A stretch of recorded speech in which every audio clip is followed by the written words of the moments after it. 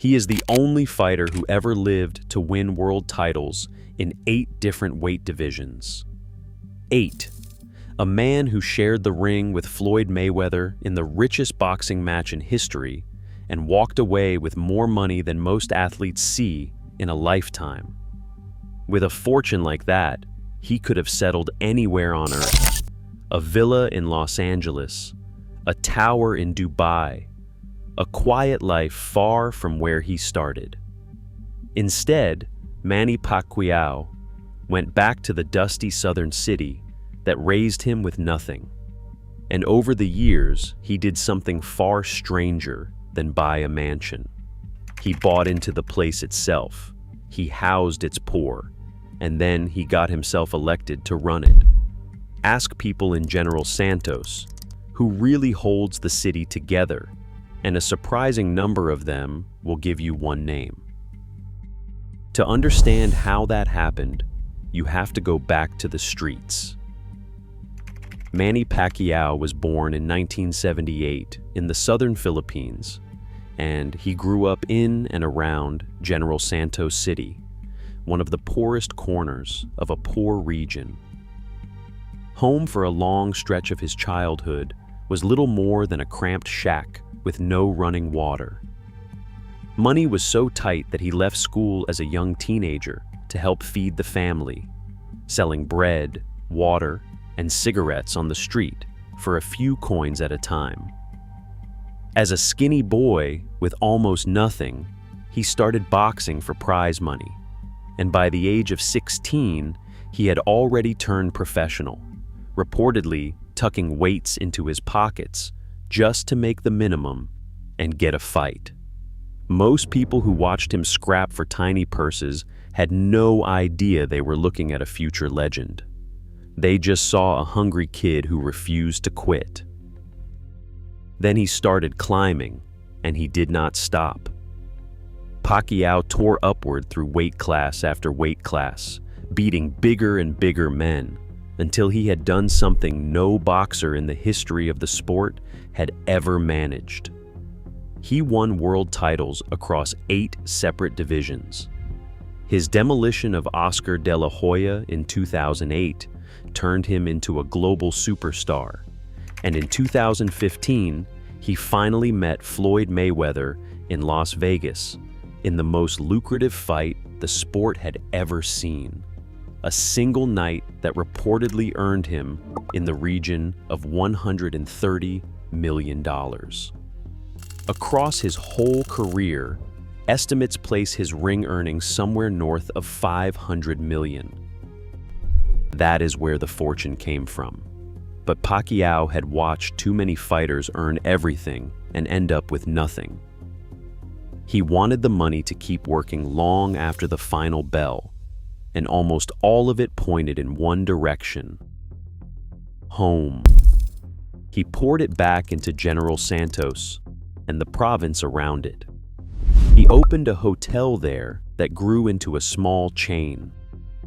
He built a string of gyms carrying his own name. He launched a coffee brand, and he stacked up real estate from a sprawling mansion in his hometown to condominiums in Manila, a shopping mall, and commercial buildings. He put money into agriculture, including a large banana operation, backed media and production companies, and even fronted his own boxing television program. At one point, he was wealthy and restless enough to sign as a professional basketball player and coach in the Philippine League at the same time. He later attached his name to a cryptocurrency. Add the whole sprawl together, and his net worth today sits at around $220 million. For a boy who once sold bread on the street, the numbers alone are staggering. But the businesses were never the real empire. If you are enjoying this look at how a kid with no shoes built power in his own city, take a second to hit subscribe. Every week, we break down the money, the rivalries, and the empires behind the biggest names in fighting. Now, let us get to the part that made Pacquiao something far bigger than a rich retiree. Because the real empire was always the people. As the money grew, Pacquiao turned himself into a one-man safety net for the region that raised him. He funded housing for poor families, paying out of his own pocket to put roofs over the heads of people living the way he once had.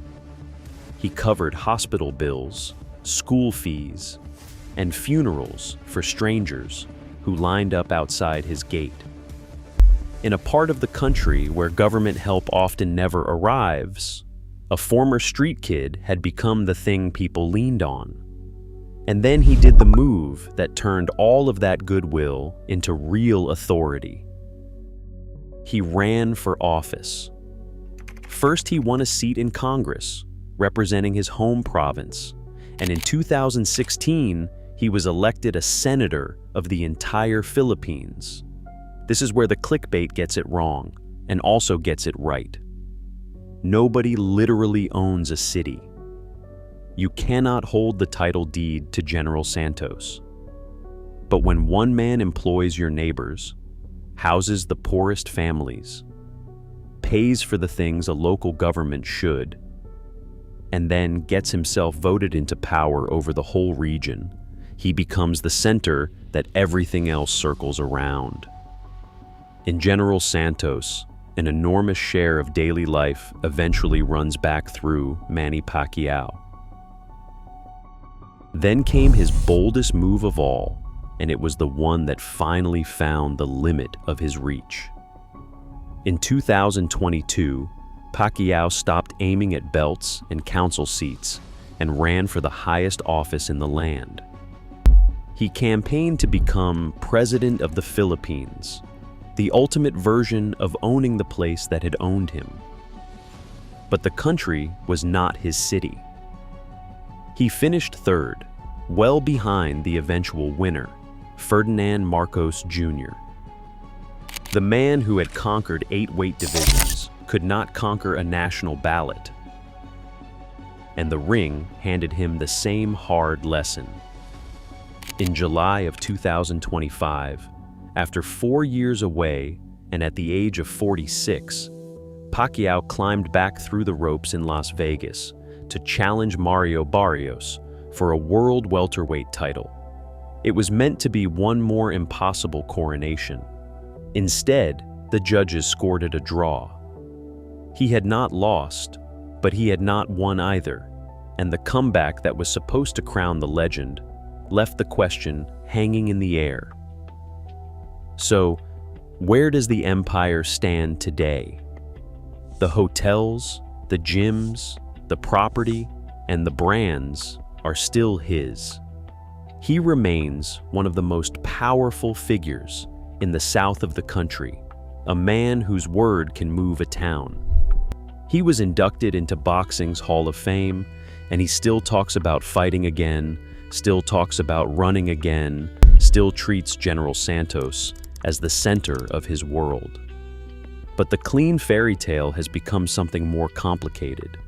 A fortune built on his fists. A homecoming spent buying back, brick by brick, the city that gave him nothing. And a hunger for one more conquest that even all his money and will could not always deliver. So does Manny Pacquiao really own a city? No, not in the way a headline wants you to picture it. What he actually did is stranger and a lot harder to dismiss. He took the streets where he once sold bread for spare change, and he wove himself into them at every level. The jobs, the homes, the buildings, and finally, the ballot box. A city raised him with nothing and expected nothing back. He spent a fortune turning himself into the one name it cannot do without. Maybe that counts for more than owning it. A city can be bought by anyone with enough money. Becoming the person an entire city answers to has to be earned, one round, one house, and one vote at a time. What do you think? Was pouring his whole fortune back into his own city a stroke of genius? Or a man who could never let go of where he came from? Drop your take in the comments. And if you want more breakdowns of the empires behind the world's biggest fighters, subscribe, and I will see you in the next one.